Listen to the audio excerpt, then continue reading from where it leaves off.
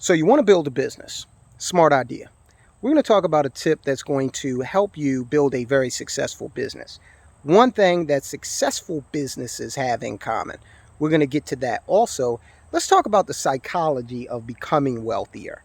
Okay, what is something that you need to tweak in your psyche in order to combat the programming that's out there that's telling you to do one thing?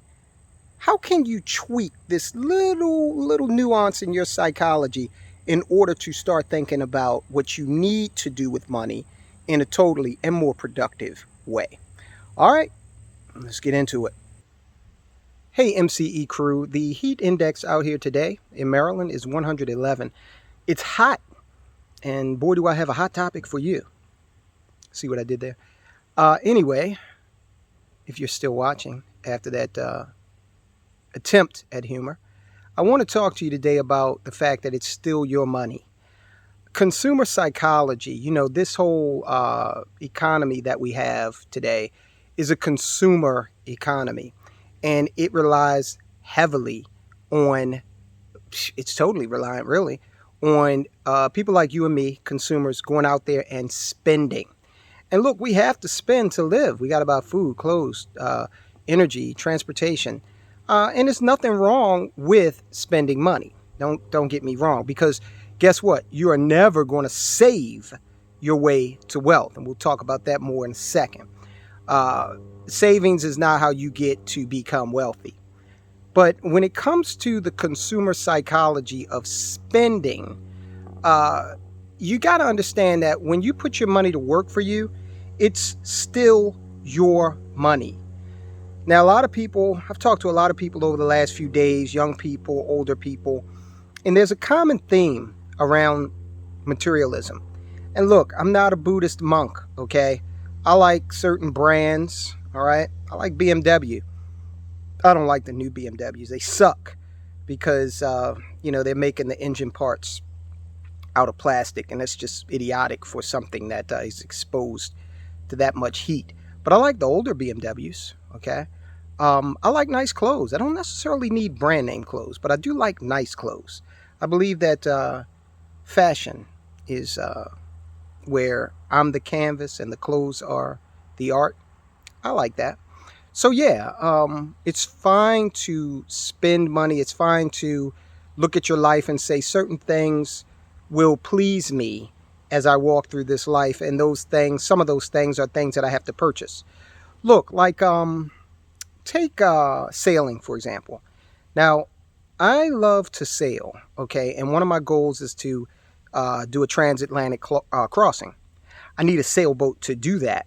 Okay, they cost money, so I'm gonna have to purchase one, right? More than likely. And I want to purchase one, but in order for me to be comfortable in doing that, I have to have a certain amount of money that's out there working for me.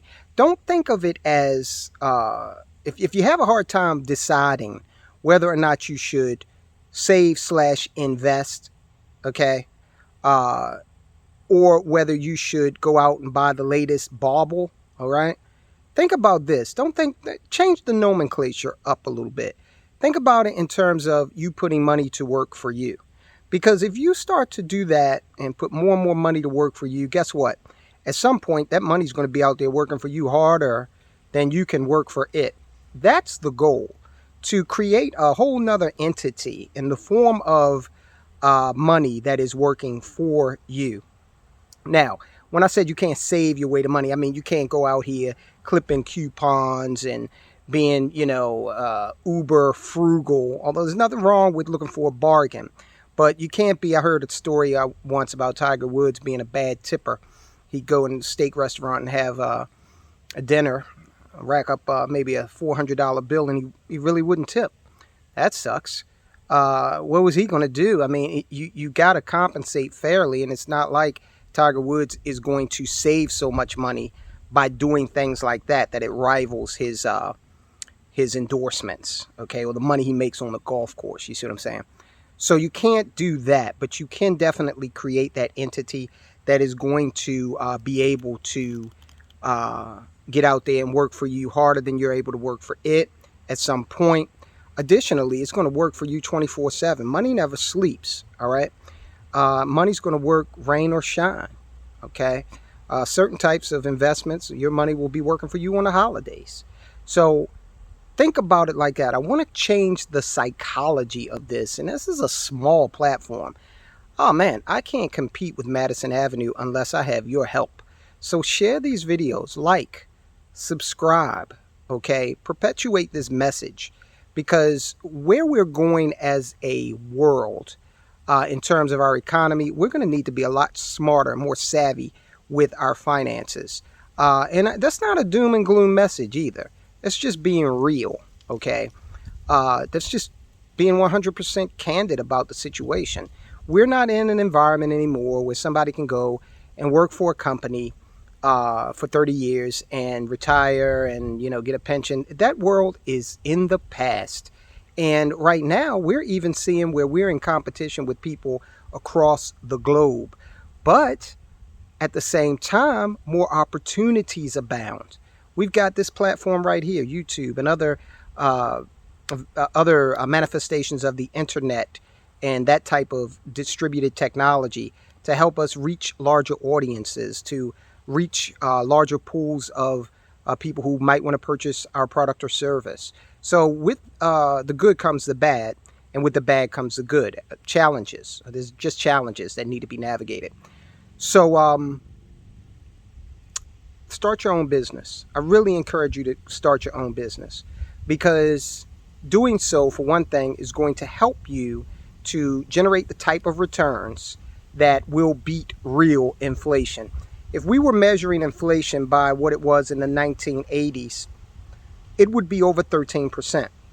You saw a report just come out that said inflation remained high for the last 12 months. June it was high, and as we measured it again in July, it was still high, okay? But if we measured it by the metric that we used in the 1980s, it would be much, much higher. It would be 13%. And you might wonder, well, why isn't it? It's because they took food and energy out of it. Two of the most common things you purchase on a daily basis. They took those out of the measurement. Said it was too volatile. Well, it was too volatile for the system. What did you think? It's really volatile for us at this consumer level, right? So you need to start a business, because the business is going to give you the type of returns that can beat true inflation, that 13%. Returns from a business kick out 15 to 30% if managed correctly, if in the right industry, okay?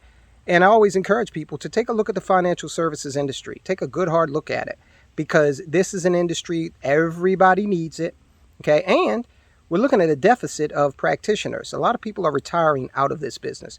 If you want any more information about that, check the description. We've got some links you need to follow up with us on. All right, so look, guys, I'm going to leave you with this. When you start your business, create a system around how you serve your clientele.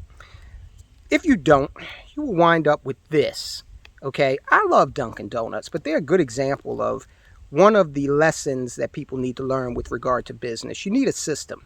A system is what makes McDonald's the largest restaurant in the world, and they have been, and they're the most profitable restaurant in the world, and they have been for quite some time. And the reason for that is not because of the quality of their food. Isn't that something? You got the largest restaurant in the world, and they're not that way because of the quality of their food. They are the largest restaurant in the world because they are consistent. So no matter what McDonald's you go to, and I've tried this, okay? I've gotten remember the movie Pulp Fiction, when they were talking about the Royale with cheese? Well, I tried that out when I was working in Paris, and guess what? It's true. The Royale with cheese is the quarter pounder. Royale with cheese. But it tastes the same. It's consistent. Every Dunkin' Donuts I go to, this is just flavored milk. This is supposed to be a butter pecan iced latte with an additional shot of espresso. Look at the color here. It's just flavored milk. Not only is it inconsistent with every Dunkin' Donuts that I go to, but it's inconsistent with every employee. Maybe the same employee will fix it different. It's a shot in the dark as to whether or not it's going to be any good on any given day. So when you build your business, make absolutely sure that you are building it upon a foundation of consistency and systematization. All right, we'll get more into topics like that. I'm going to finish this hike on this 111-degree day. And yeah, I know you're probably thinking, in a navy blue shirt? I'm going to be in the woods most of the time, so the sunlight's not going to be directly on me. All right, guys, I will talk to you soon.